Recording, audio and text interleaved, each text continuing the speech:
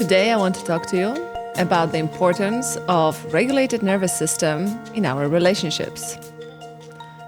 Meaning all those behaviors that are keeping you disconnected from yourself and your body. Let me give you a scenario. You feel like you are always in charge, always in the driver's seat, always controlling, and all at the same time also overwhelmed and anxious and stressed out, maybe even suffering from insomnia.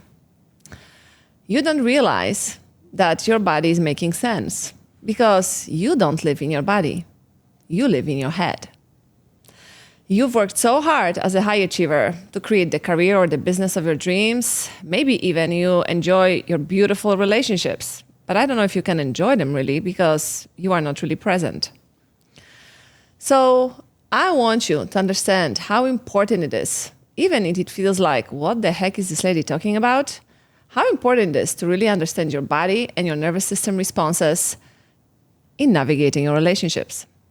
No matter if it's a business relationship, if it's your partner or your children or your friends or your parents. If you don't understand how your body responds, you will create a lot of unnecessary stress and situations in your life that you would love to avoid. So let me start with saying this. Take a deep breath and check in. How does that feel in your body? How does your body feel? And if you think, get out of here, I don't have time for this, this doesn't bring me an income, I just need to think in more positive ways, this episode is for you. This is for you. Because all this mindset and only mindset is not going to fix what needs to be fixed. Meaning you being present and at home with yourself. So let's start with, what is nervous system and what kind of responses do we experience when we talk about nervous system? When we feel connected and safe and secure and stable, we are in the safe and connected space of our nervous system, the ventral vagal. If I'm talking to this camera and I feel kind of amazing because my friends are around me and they're supporting me, I feel connected and safe. Now imagine if I'm in a business meeting and somebody says something that activates me, and I don't even know if you know what it means because activation happens in the body. What you know is how you will react to somebody's words, meaning you can get very angry, you can get frustrated, sad, emotional, hopeless, controlling. Those are the behaviors that are symptoms of your nervous system dysregulation. So imagine you are talking to your friend and they just say something like, you never have time for me. And you just feel attacked. And you respond, what do you mean? I'm always there for you. I'm a good friend. I make time. I make sure that you are supported. And you just feel yourself, your whole body. And I don't know if you noticed that, but that's what happens. Your body gets mobilized. Why is this happening? Because their words triggered something within you.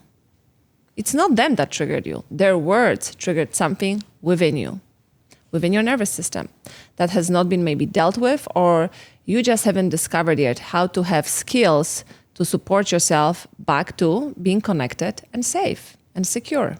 So when we navigate conflict or hard conversations or hard situations, as I said, you can feel connected and safe.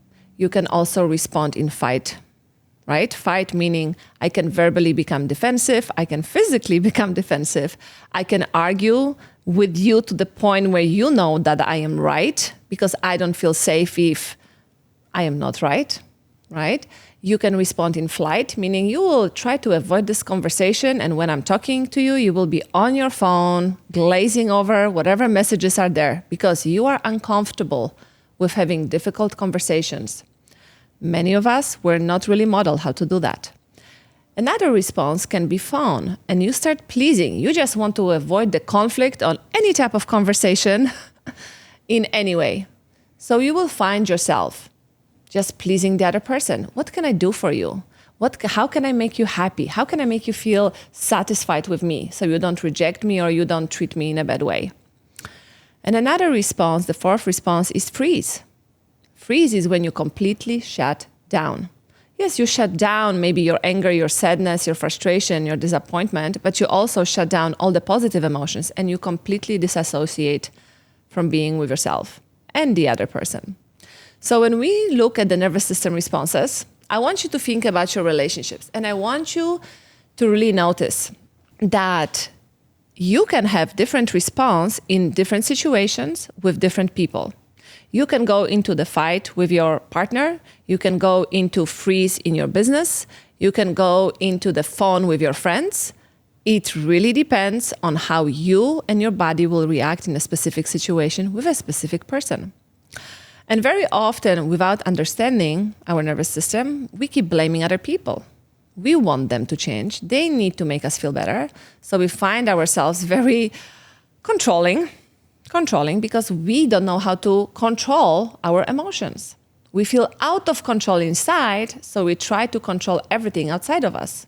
People, situations, the world, and of course it doesn't work. Because, let me ask you, do you like to be controlled? And we all know the answer to that. So this is what I want to offer you today. I want you to think about one relationship, one specific relationship where you get activated. For example, with your partner. And I will just use my own experience so you can understand what I'm talking about here. Because, we can change everything with just positive thinking. That's what you believe. So if you are getting ready for work and you haven't slept enough and you are exhausted, and your partner gets up and he says something in the matter of, oh my God, you are leaving me here and I have to do all this for the kids in the morning. That's a lot. And guess what happens for many of us women, high achievers that are always on? We can get triggered because their words, those words, this is a lot. We want to respond. What do you mean that's a lot? I'm doing this every single day. This is my life. And you need to do it one time and you say, this is a lot. So let me tell you what I think about this. I'm not being supported. This is what I'm doing. I'm not being appreciated. All of this rushes through your mind. But before your mind, your body again gets activated if you go to fight. And you feel your heart rate going up. You feel yourself, your hands become sweaty. And you're literally mobilized to protect yourself because there is a neuroception of danger. And when we get activated or triggered, what happens is that the logical part of our brain is really offline. So we cannot make logical assumptions or decisions. And even in the way that we communicate will not be very logical. It will be all emotional. And I know for all us successful people, we want to think that we are always such logical creatures. But let me tell you, emotions will always win when we respond from an activated state. So when logical brain is off, we have access now to our emotional brain. And our emotional brain will do everything for us to stay safe and to protect us. So you can find yourself blaming your partner, even though he can be a fantastic human being. You will not be able to see anything positive about him in this moment. What a jerk. Wow, how unappreciative it is of him. Correct? And we need to tell him that. If you go into flight, you might pack your bags and leave the room or leave the house because you just can't handle this conversation. Right? Like, come on, how could he say something like this? And if you go to phone, you start jumping around him, making him coffee, bringing him food, making sure that he feels appreciated by you because you are not able to deal with rejection or just with a discomfort within yourself because we are disconnected from our bodies. And when a sensation or a feeling comes out, we don't know what to do with it.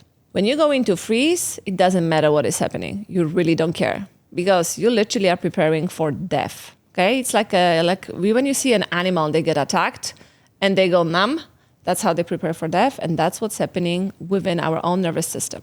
So there are a few ways that we can start working with ourselves and connecting more deeply to ourselves before we connect deeply to those people around us. First of all, you need to be aware that you are disconnected in some ways. How do we know that?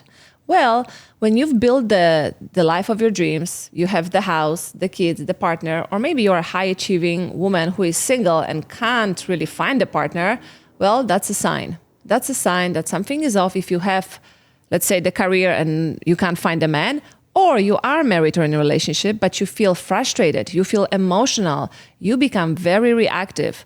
I have a lot of high-achieving clients who can become very reactive. They can be cool in the meeting, but with the man, when they feel jealousy or they feel not appreciated or not taken care of, they will become very highly emotional. Okay, so this is your sign. If you feel highly emotional, you begin yelling, you begin controlling, stressed out, anxious, overwhelmed, it means that it is time for you to really look on the inside instead of the outside. The more money is not going to regulate your nervous system. The more doing is not going to regulate your nervous system in this aspect, because you are already doing a lot. You are the doer, you are the achiever. And I know how that feels because I moved to another country at the age of 19. And after that, I met a great guy. I'm still married to him and we have 2 kids. And at some point, we moved to US. And guess what? I'm standing in my house in California with 1 child, with an amazing husband, with a house with a swimming pool. And I'm standing in the kitchen thinking, is this all? Is this all what I worked for? Is this all what I moved abroad for? Because I feel so overwhelmed and depressed and disconnected. I don't know, is this life? I feel like there's something wrong with me mentally. Well, there was nothing wrong. I was just completely dysregulated. So if this is you, first step is awareness. I want you to look at the relationship. You can choose 1 or more in your life where you become the person you don't really like to be, right? When you feel like you are doing too much, not being received, not being respected, not being valued. You have those relationships. You have those moments. And I want you to gain the awareness. You can even take a piece of paper and write down what are the behaviors that I would love to change or that cause me a lot of stress, not with other people, but with yourself, with myself. What are those behaviors? Blaming, complaining, criticizing other people, not ourselves. We do criticize ourselves, but we are so great at criticizing others when we feel really dysregulated. And I want you to look at those behaviors. And if you want to start changing them and working with yourself, first of all, you need a lot of compassion, okay? So compassion, compassion, compassion. As high achievers, we can be so relentless and so demanding with ourselves that if things don't happen fast, right now, we don't have any patience for ourselves and other people. So this is going to be very foreign for you. But let me tell you, and trust me, that this is exactly what you need to do. So choose 1 behavior and a situation and notice how do you feel in your body. And if you can't access your body, what are the thoughts that I'm thinking when I am triggered? When I start yelling, controlling, or feel overwhelmed, what are the thoughts? What do I think? Write it down on the paper. What are the thoughts that I'm thinking? What am I really doing? What am I doing? Who am I being in that situation? Write it all down. What do I see in the other person? How do I see the other person? Who are they for me when I am in this activated state? This is not going to be pretty, but you need to be really honest with yourself. So write it all down. And what do I feel? And I said, if you don't feel in your body, you might have thoughts about, I feel sad, okay? Might be not feeling it in your body because you are disconnected, but you can still name it. And when you write it down and you can see your thoughts, your feelings, how you perceive the other person, so that's your perspective, and what you are doing and who you are being, now the question is, instead of all of that, who do I want to be? How do I want to feel? How do I want to respond? What do I want to think of that person? And take time really to address that. Write it all down. Who do I want to be when I'm in stressful situations with this person? Or there is a situation that is difficult. How do I want to feel? Do I want to feel calm and collected and confident?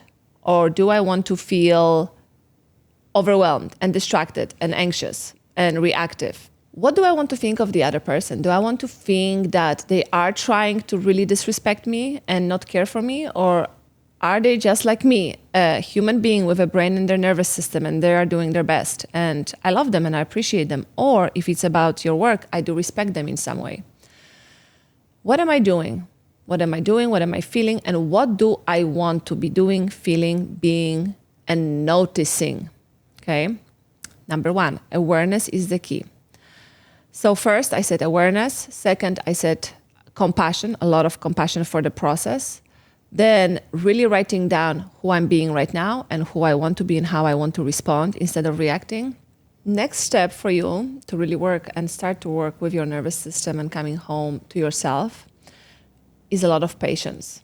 And I know for us, we want the things to happen fast and we want to see a change really quickly, but this is not how it works. The relationship with ourselves is going to require time and patience. So be patient with yourself, be patient with the process. What do I mean? If you decide to become a different type of person in the way you relate to yourself and others and how you process your emotions, you need to decide what I will be doing to become that person, right? So as I mentioned before, what I want to think, feel, do, and be. Great. Sounds amazing. Now, how do we implement that? So first we decide we are going to be very patient with ourselves. And then we decide exactly what I want to think. If I want to think about my husband, that he is supportive and he is loving and he wants the best for me, I need to keep working on this proactively in the moments when I am not activated. So when you are not activated or triggered, that is the time to do this work. We do not do this work when you are activated, because when you are in a triggered state, fight, flight, fawn, or freeze, you are just going to be going to one of your adaptive behaviors to keep yourself safe and protected. So this is not the time to do the work. The work happens when you are feeling calm and connected. So being proactive. Now, this is the next step. You're going to choose what is the thing you will be doing if you get activated, right? So for me, it was, let me give an example from my own life with my son. I used to get very reactive. I used to yell. I used to feel out of control. This kid wouldn't just listen to me. Listen, and I'm the adult and I'm the parent and I know better. Again, not true. But this was me 6 years ago. I would go to rage. I would go to anger. It was my first response. And then I would just yell. And of course, afterwards, I would feel guilty. So you apply this to whatever relationship you need. I needed to really decide, do I want to continue to be this person? And the answer was no. What do I need to think about my son? What do you need to think about that person? I wanted to think about my son, that I love him, because I do. And it was easy. I didn't have to make myself believe that. I love my son. I know what to do. And I can stay calm. And I can stay calm if I practice. So those were my 3 thoughts I would always come back to. So when I was alone in my house, and you choose that for yourself, I would repeat those 3 thoughts. I would close my eyes, I would imagine the situation just evolving in front of me. And it was always in the evening. And he would do something, and I would just close my eyes. I would take a deep breath and repeat in my head, I love my son. I know exactly what to do, and I can stay calm. And guess what happened when I start practicing this day in and day out and day in and day out? I even asked him to be on this podcast, but he said he doesn't want to talk badly of me when I was, me 6 years ago, because I'm a different person. But if you would ask him, he has a completely different mother right now than he used to. Am I still reactive sometimes? It happens, but it's nothing like it used to be. So being proactive in the times when you feel connected and calm and safe is the key element to you changing how you respond or react or relate to yourself and others. So what would happen for the first weeks, and it will happen for you because it takes time to change in that aspect, is to really practice. And no matter what happens, if you still lose it, if you still yell, if you still leave, it's okay. We apply one of the elements I mentioned before, compassion. We forgive ourselves, we are gentle with ourselves, and we understand it takes time. And we come back to repair, because that's the next thing that needs to happen when we say things we don't want to, or we react in ways that were unnecessary for the other person or for the situation. Because let me tell you this, when a trigger comes in, it activates a part of you that is connected to your past. Stressor is something from the present moment. Stressor is, I'm overloaded at work and I just can't seem to get more time that I need. That's a stressor. That's the present moment happening right now. Trigger, when you get triggered or activated, this is your past coming into the present moment and touching on a wound or on an unconscious belief that you are unaware of course, because it's unconscious. And it makes you feel a certain way, because all of our unconscious beliefs have emotions connected to them. Okay, so your behaviors are just symptoms. Remember that. Your reactions are symptoms of something deeper. So now you apply compassion and you come back to it and you repeat it. Now, if you keep doing it long enough, you will see a change happening within yourself. First of all, you will feel so much calmer. And breath, I always use breath because it's free. First of all, you breathe all day long. Have you noticed? Or maybe you don't because you just hold it in. But breath is always available and it's for free.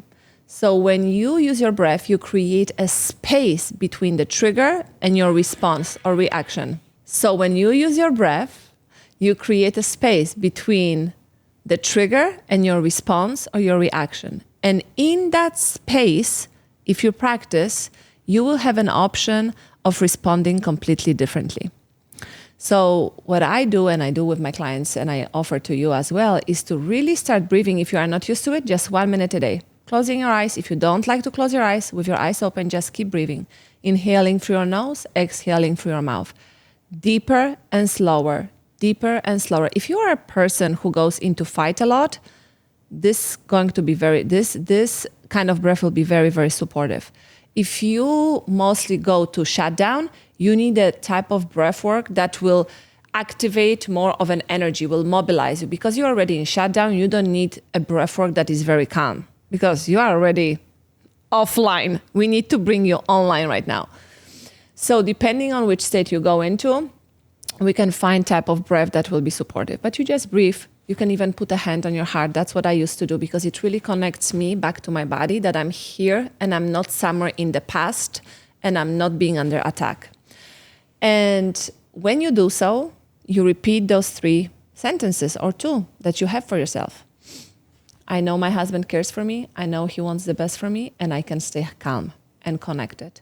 And as you do so, with time, you will learn how to approach your conversations differently. And what you will also learn that you will be able to recognize which state of your nervous system you are in. And you can share it with your partner or your friend or your parent, whoever feels safe to you. You can say, I'm having a hard time with conflict. And when conflict happens and we have this type of a conversation, I just want to run. It's so uncomfortable for me. And just this is already creating a disconforming experience for you. What does that mean? Well, trauma and our responses were created by an experience. So now we need to create a completely different experience. So your system learns this is safe. So when conflict in your childhood, you could see your parents fighting or your mom leaving or whatever that looked like for you, or no conflict at all because there was avoidance. And that you felt that didn't feel safe. Something was off for you. Something was off for you. And you might have a belief that if I express myself and how I feel my feelings, I will be disregarded, or I will be rejected, or I will be not seen and understood. And if there is a belief of that kind within you, it will drive your behavior, correct? That's why you react or respond in a certain way, like my words or my what I think doesn't matter, right? I'm being dismissed. So this creates a belief, right? So when something happens in your childhood and it's connected to the emotion, and this emotion is not completely processed, it gets stuck within your nervous system in your body.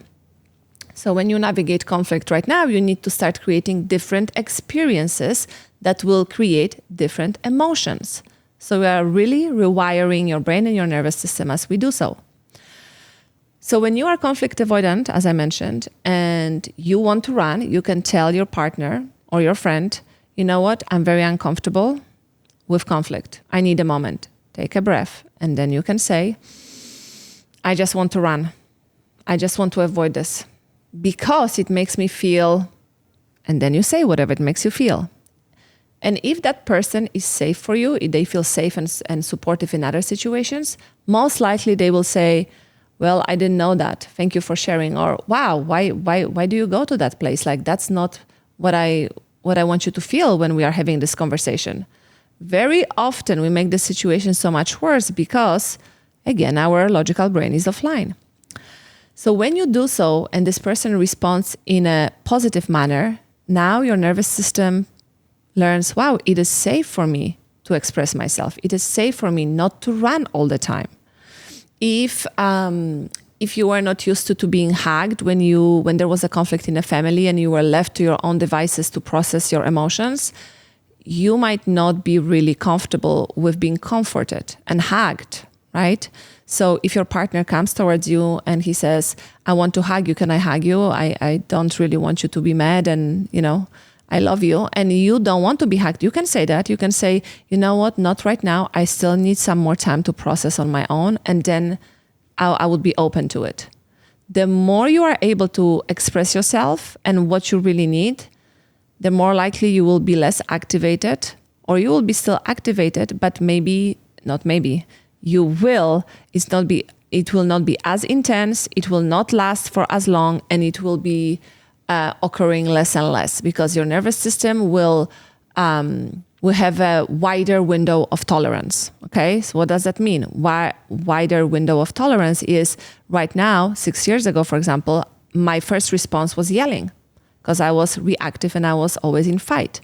Now my window of tolerance is, if something happened with my son, is so much wider, because I can even think through that. If something happens and my body gets activated, I take a breath and immediately I go to, is this me or is this him?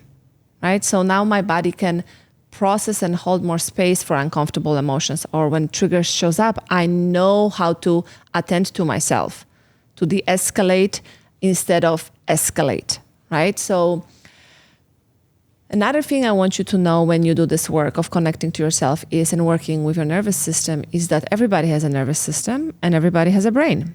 So if you feel dysregulated and you are talking to somebody and they don't have skills, they will become dysregulated as well. So you escalate, they escalate, right?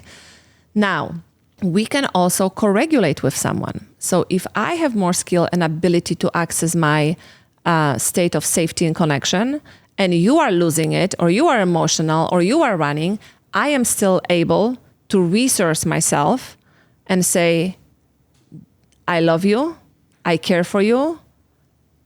Can we stay and have a conversation, or do you need a moment? But if I cannot resource myself and I don't know how to regulate my nervous system, guess what's going to happen? You yell, I yell, you yell, I yell, and we are done. Or you yell and I shut down, and you yell even more and I shut down even more. And that was the end of this. And that's how we create a lot of disconnection and a lot of damage in our relationships, because it's not because we're bad people. It's not because we don't care about each other. It's because we don't understand how our communication styles are influenced by the state of our nervous system. And we don't know that because if we were not modeled that, how are we supposed to know that? Right? So for all your high achievers out there, I really want you to think about, how do you attend to your emotions? How do you deal with them? And how can you regulate yourself more so you can be a resource for another person, not only for yourself? How can you be somebody who feels safe and holds space? If my child is losing it and being emotional, how can I be the safe, connected space for them, so no matter what they do, I don't have to match it with my energy? Because you don't have to. You really don't. But it really requires you to look at your own patterns of thinking, behaving, who you are, and taking the time to understand yourself more. So I hope this was helpful. It has been life-changing for me. It's changed all my relationships. I used to be such a tough cookie and such a fighter, and now I don't have to be tough. I'm tough by being soft, meaning I'm strong on the inside, but I'm soft on the outside. And it works out perfectly. So I encourage you this week to really take time to be with yourself, because connection to yourself matters. And it will create such a better relationships with other people for you. May we all be deeply connected to ourselves and those around us.